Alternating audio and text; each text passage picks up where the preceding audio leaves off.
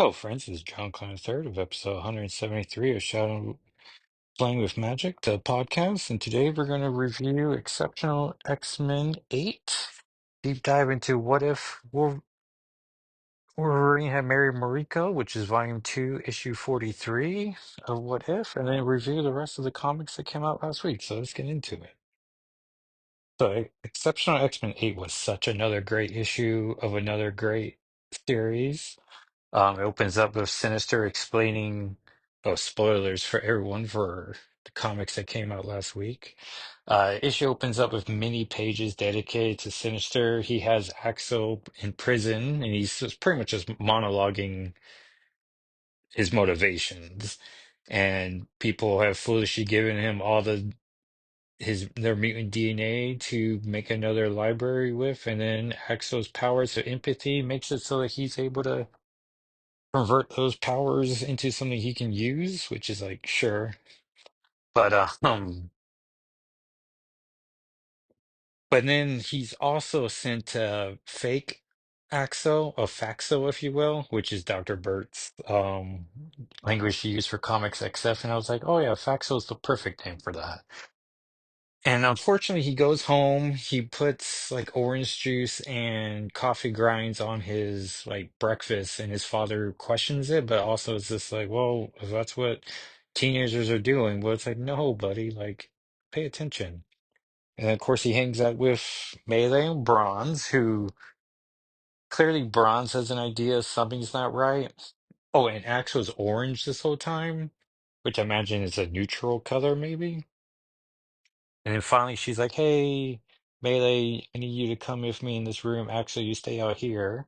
And Melee's like, "Well, this is rude." He's like, "No, no, that's not Axel." And by the time and there's this fun panel where they cut to, or they try to summon Emma Frost because they don't have her phone number. I sort of wish there was a panel where they cut to Emma where she's like grocery shopping, like takes a pause and tilts her head, like, "Is someone trying to talk to me?" But the two gals decide that they're going to have a plan to confront Axel, and when they do, he's melted down to his ankles and shoes. And then they're like, well, now we gotta call Kitty. And Kitty's in the middle of a shower and singing a song that I thought was Ollie Mars and Demi Lovato's Up, but the second lyrics don't match. And then Google pretty much was just like, the first line's in lots of songs. So I'm like, all right, all right, all right. And then Nina calls because she's on the subway and she's doing some knitting and calls Kitty. And Kitty's like, oh, you're so normal. And you get the impression, and poor Nina's heart's just like, hey, do you know you call me normal a bunch? Like, what's up? Which is weird, as you think by now she would just Google Kitty Pryde. And I can only imagine there's superhero databases of pages about like what we know about mutants. And they've clearly been going out for longer than a month. Like, I think you can Google your significant other. You Google me, you're gonna get nothing more than like this podcast and my social. Which would be Jacko SII, and then the podcast socials are SNFWM and spelled out. And now my election campaign pages, which is nice. Which we have a big debate coming up on Wednesday for the Helena School District Board Trustees, which feeling pretty confident about, maybe overly confident about, like, well, gonna be some fun. And also, I'm being interviewed by the newspaper tomorrow, so that's interesting. I gotta remember to go to that because it's like very early in the morning where I'm like, all right, work for 20 minutes and then go. But these are the things you gotta do, I guess. Um, so anyways, and so Nina clearly knows Kitty's holding back, and it's just like, oh, Kitty, but yeah, it's a big conversation to have, and now is it too late to have the conversation? Probably not.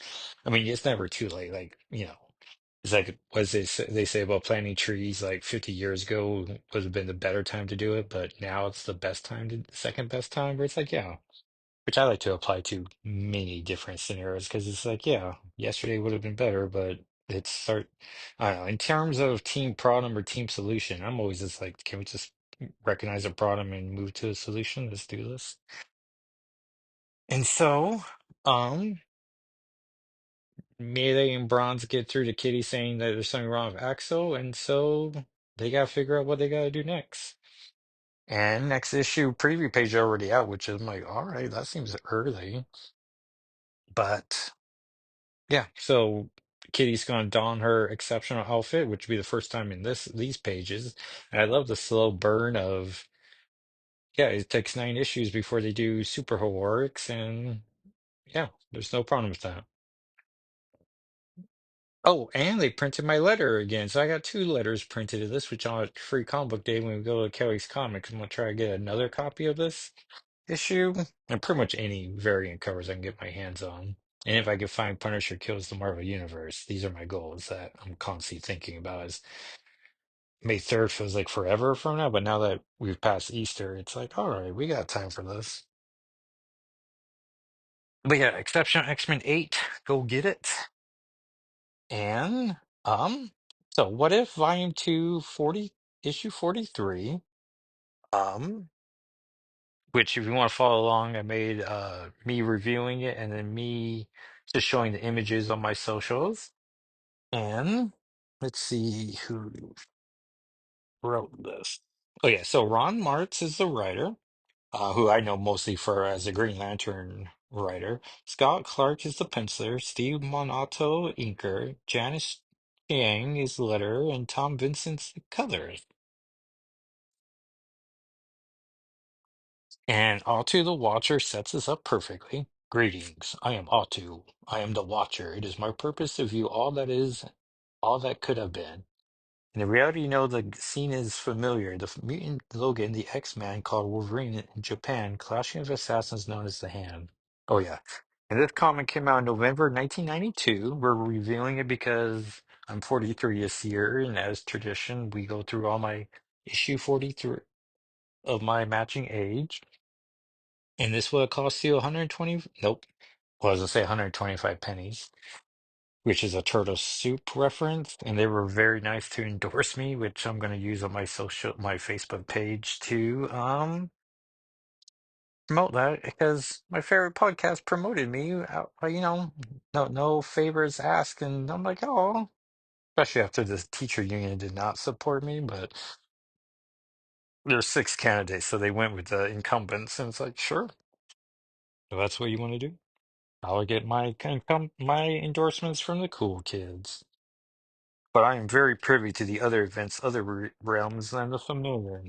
To you, this tale is a whisper of possibility, an echo of a future that never was.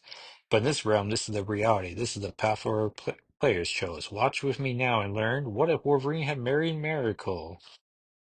And so we're shown what happened in the proper universe, where Mastermind convinces Yuriko not to marry Logan. But all that didn't happen this time along. And so we see Logan and Mariko raise their fists in matrimony, which is nice. We get Kitty in a blonde wig, which is like, why is she in a blonde wig? Like, all right. It's like for at Maddie's wedding in 175, where for a panel she's blonde, where I'm like, what is happening right now? And we see Kitty about to drink some sake. And Logan's like, I have to see a lady about a drink, Kitty. Logan, yeah, I know. You was. Lay off the sake, kid. Grunts your growth. Look at me. On the act, sorry. I'm glad you were here, though. I just wanted to tell you, I really thrilled for you and Mariko. After all you've been through, you deserve to be happy. How do you think Mariko's going to like living in America? Oh, oh, Kitty, I guess no one told you. Mariko wouldn't be living in America. Neither of us will. I told the professor I'm resigning from the X-Men. My place is here now with my wife. There's a lot of family business to attend. But if you ever need me, I'll come running. It won't be the same. I'll miss you. Yeah, kid, I know. I'll miss you too. And so now the X-Men pack up. They and Wolverine and Miracle start trying to clear all their criminal connections. Her no, his oh yeah, Samurai is her half brother. And so they're going to try to redeem him. And so all three of them are going around attacking, and then they find out who the new muscle in town is, and it is the Kingpin, Wilson Fisk.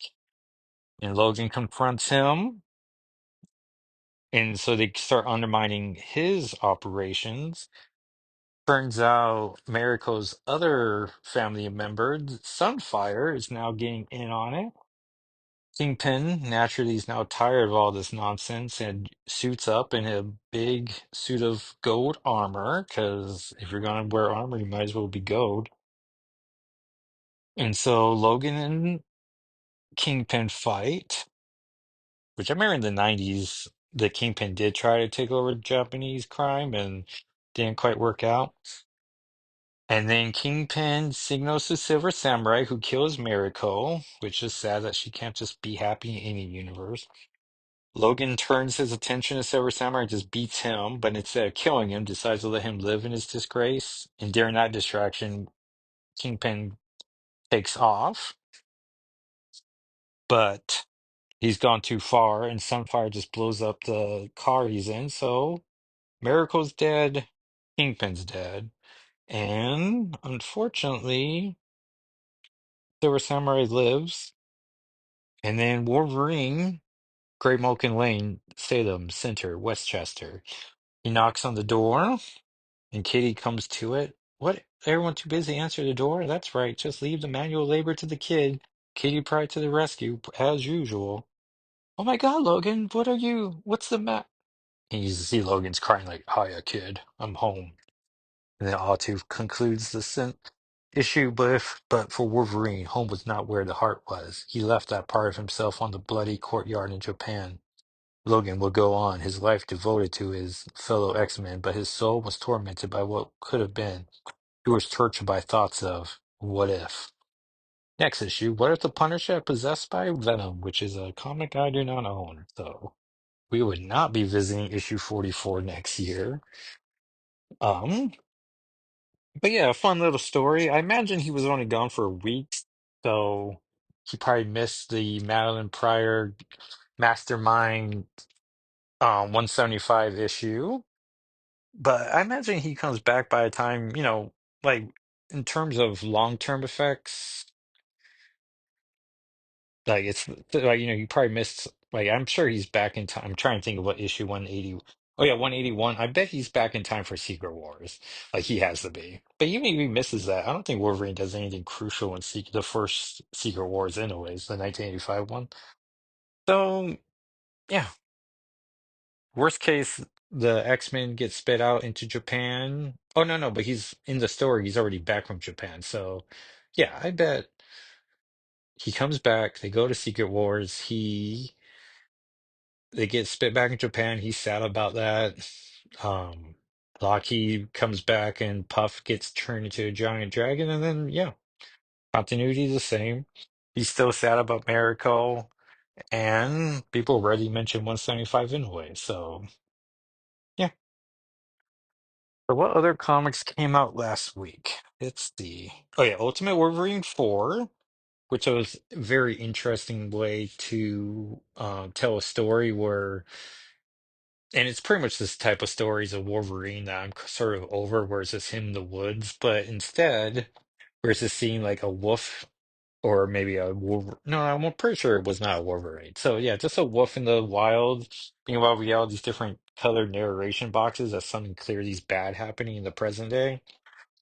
And so it's just wolf attacking bear, wolf attacking the wilderness, and then it ends with clearly Logan, Ultimate Wolverine, is the Winter Soldier, is his has been killing dude after dude after dude, which honestly I do not understand. Like ever since that PS3 Spider-Man or Spider-Man Wolverine Origins game where he just slays like 80 people, I've really just gotten a disinterest in that of just like I don't know, if I see anyone murder 50 people in front of me, I'm just gonna lay down. And maybe that says a lot more about me, but I'm just gonna lay down. Like I'm not being like, oh, I better get into that room and die too. Like, and then what happens? Like the corporation that has been paying all of us mercenaries are gonna have to like send family members stuff. Like I might as well just get dismissed, dishonorably, and then go home and at least I tell the story and be haunted forever about all my friends being murdered. But also, don't be. like it's like when eight guys fight Batman too, and he's just like he takes out the seven guys, and the eighth guy's like, well, maybe I'll do it. Maybe he's tired enough, and maybe that's the rationale. But it's like, no, guy with knife hands slaying everyone. Like, there's no goods coming out of being the. And the problem's like you're the 80th guy, and then there's like 20 more guys after you. You just kept running into the room. Like, no, stop that. And that Wolverine Origins game is just that in every location, or I'm like, all right. Um, oh yeah, Cable Loving Chrome 4 has a fun moment where he's trying to save Avery. He keeps going back in time, reminding me of that Genosha episode of X-Men 97 where Cable says he's clearly teleported to time travel to this moment in time over and over again. And he just keeps trying to figure out ways to save Avery, and then he remembers finally, like, oh, she mentioned back like years ago about doing this adventure that this is when it started. So then he tries to go back to there, but then of course he fouls it all up, and things go horribly wrong, and it creates like a time loop where the person he's been fighting, in the very first issue, Satika, Sudesh, ugh, the name of those bugs that are like grasshoppers. The Flash fought a villain like that too. Well, anyways, turns out that lady is actually Avery. Like, so going back in time created a villain that he's been fighting this whole entire time. So it's like, all right, and there's one more issue left, and so we'll see how it all concludes. But it's also a Cable story, the future that maybe will be mentioned again in a year. But I don't know, good art, good story. It's Cable heavy, so it's like, all right, and it's a future timeline that only has Cable as a character, so it's like, how crucial is this going to be to his character history? I don't know. But for, a comic in the present day as in a comic that comes out monthly, solid story. I've been liking it. Then Wolverine 8, which was also Wolverine 400, which would be volume 2 400. Gave us three stories. We conclude the Adamantian story, which was rather quickly tied up, but also I was ready for this to be tied up issues ago. So it's like, all right, Ronimus is taken care of. The Adamantine has turned itself into a gold figure and has decided he will come back in issue 25, or because I feel like issue 12 is too soon. So it's like, all right, if we're gonna push him down the road and yet supposed to come back, and then it would have to be an anniversary issue, right? I remember when comics used to have make a big deal about issue 25s, like, and then they barely get to 25 anymore.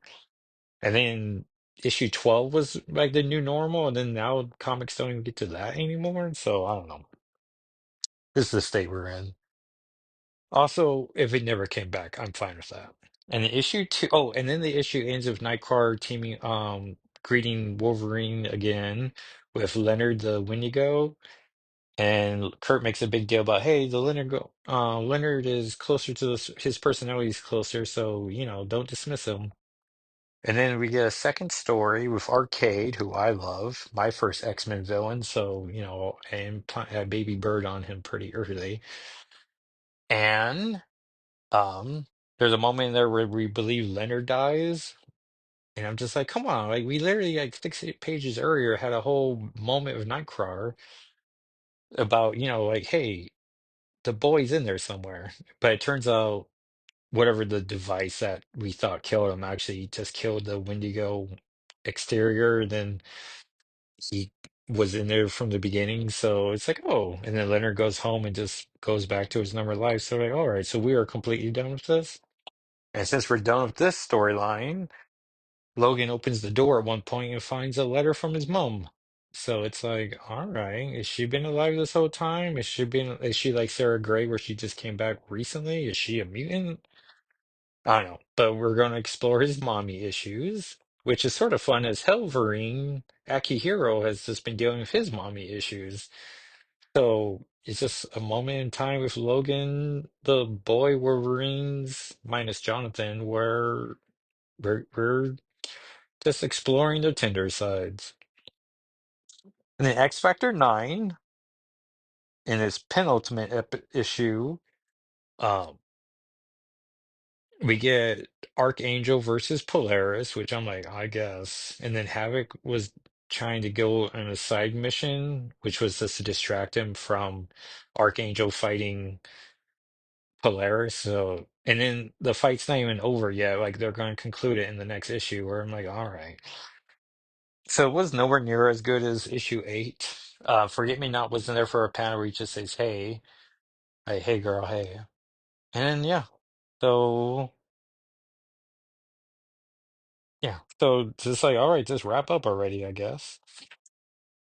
And the next week's comics, or comics out on Wednesday, we have I was like, Magic 4, which it's her and Danny teaming up, so I'm super excited about that. X-Men 15, which should also have Magic in it, right? X-Force 10, which is the final issue, which makes me wonder if NYX is getting. Oh, no, NYX definitely gets one more issue, but um, yeah, so two series is at end at 10, and X Factor will also end at 10, but we'll get that in a month. One War Under Doom 3, which does get better each issue, but also just let Doom rule the world. Like he doesn't seem like he's just pretty much just letting it, like any good leader, just letting things go forward, and you don't have to worry about it too much without giving it too much thought. So, which is a leader I prefer, where I'm like, yeah, you're just making the ship go forward. Appreciate you. And maybe has some agenda issues, or I'm like, all right, that doesn't seem too questionable. And then we have Avengers 25, which I believe is also World Under Doom related, so sure. And then we have Deadpool Wolverine 4, which I'm sort of Deadpool out at this point, so I'm like, all right. And then Sabretooth Dead Don't Talk 5, which I believe is the final issue, but after issue 4, I think I'm done with the series. So of the 3, 6, 7 issues, I'm excited about 5 of them. So, but on my Blue Sky account on Tuesday, I probably will go with the top 4 and then do the other 3 just to, do a post. So yeah, those were the comics of last week and next week. So yeah, well, thank you everyone for listening. Magic 4 would definitely be the lead comic we do next week. I like the idea of doing a retro review because I got so many back issues. So I'll figure out what the next 43rd issue is because I want to say we got 3 left. But this is a W, so we're getting close to the X's. Um, but yeah, thank you everyone for listening. And I will talk to you next time. All right, everyone, bye.